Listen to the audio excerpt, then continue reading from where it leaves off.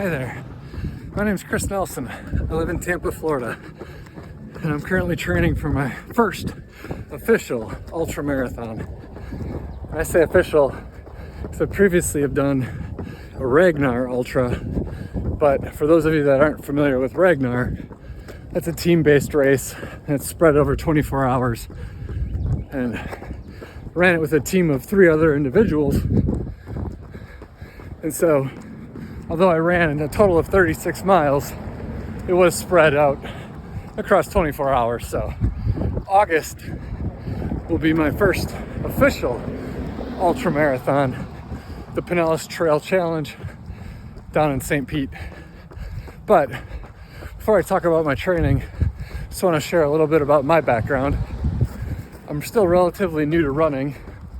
If you would have talked to me at this time back in 2021, I would have told you I hate running, I don't run, and I never plan to run.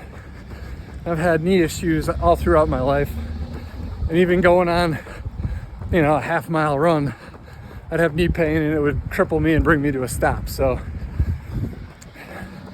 officially, I dabbled with running starting in August of 2021, and in 2021 in total, I ran a total of about 300 miles. In 2022, a little bit more serious, but still just dabbling, ran a total of 500 miles. And last year in 2023, a spark went off in me. I ran over 2,500 miles, completed 5 half marathons, and I completed my first marathon.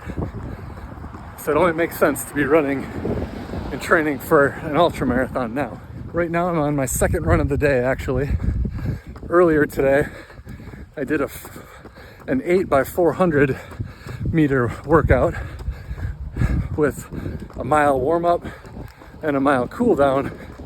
And if you aren't sure what 8x400 means, it means I did 8 reps of 400 meter distance. And I was doing those reps at a 6-minute mile pace. Extremely fast for the sport of ultra running. But the goal of that workout is to make my ultra pace feel super easy. And so I'm trying to spread and stretch my VO2 max as high as I possibly can. Right now my VO2 max is 54. And I know that primarily from my Garmin watch that I'm using. I've never actually had an official VO2 max test done. So it's as accurate as Garmin is. So this run, I'm just out to run at about a 9:15 minute mile pace. Nice and easy, just to add miles. Over the past 8 weeks, I've ran at least 60 miles. And this is gonna be the first week that I actually increased mileage. And I think I'll probably be bumping up closer to 70 miles. Normally I wouldn't recommend increasing weekly mileage by 10 whole miles, but my legs are pretty used to it, so I built up slow and easy over the past year, and I know that my legs can handle it without me getting injured. So that's the whole idea of this run. If you are new to running or you're thinking about starting, there's so much information out there, and I know this from my own research, and it really can be overwhelming. I'll give you a few pieces of unsolicited advice. You're probably seeing stuff about the 80-20 rule. And they say that 80% of your runs should be easy and 20% should be harder. And if you're brand new to running, I think a smarter goal there, or a smarter rule to follow, is I'd go 100% of your runs easy. The goal of each of your runs is not getting hurt so you can run tomorrow. Because building consistency is how you build your mileage. It's how you get your muscles and tendons and joints to adapt. All too often you see someone new to running on Strava and they're going out and they're running as fast as they can, and before you know it, they have shin splints, or they pull a calf muscle, or they pull a hamstring, and then they're sidelined and they get discouraged and they usually quit.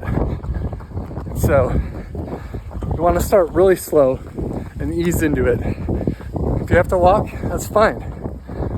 If you're able to jog as far as you can.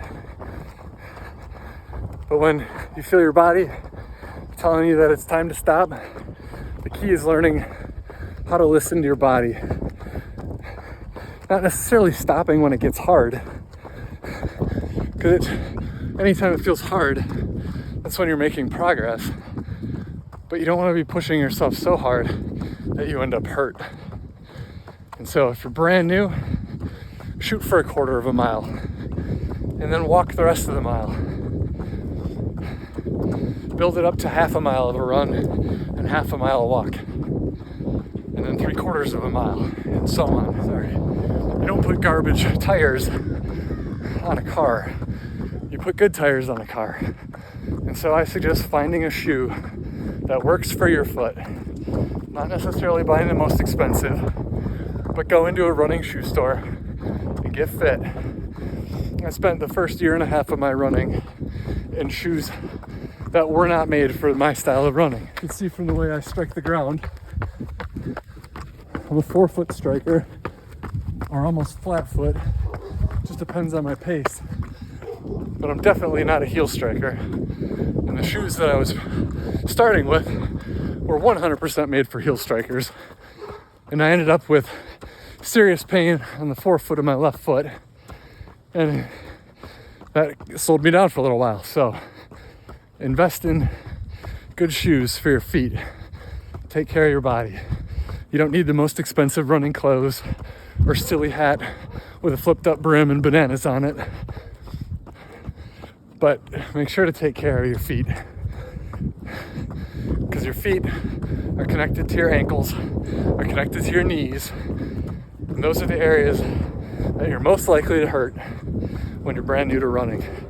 And that is what takes so many people out of the game before they even got a chance to see if they could fall in love with it. Last piece of advice on this run: find somewhere to run that's interesting. I spent almost my first year running the same path every day. And a lot of that was encouraged by Strava, because I became the local legend of that path.